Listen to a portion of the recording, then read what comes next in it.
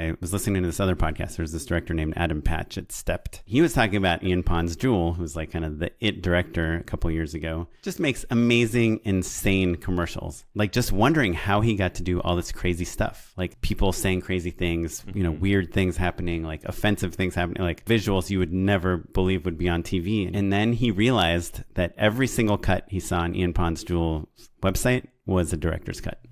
And that Ian Pond's Jewel thinks about the director's cut first, and then there's a client cut. So when you see this amazing, crazy, out there, revolutionary work that Ian Pond's Jewels does, and you're like, how the hell did he get that done? It's because you're watching director's cuts. And moreover, people are hiring him because of those director's cuts. So maybe the agency cut is primed to be more like the director's cuts as time goes on, and there's a smaller gap between what he's aiming for and what they're hiring him to do. Right. And so this director's cut kind of comes back to the idea of when someone goes to your website, they see the clips that you chose to put on there. They see the edits that you think are good enough to put on your website. They're all director's cuts in a certain sense. They are all cuts that you as the director said, I think this cut is good enough to represent my work. So if it's one line that you hate, if it's one sound effect that you think is embarrassing, if it's the music, if it's the color grade, I'm not saying don't put it on your site, because sometimes it's the best thing you've ever directed, even though you hate the color grade. But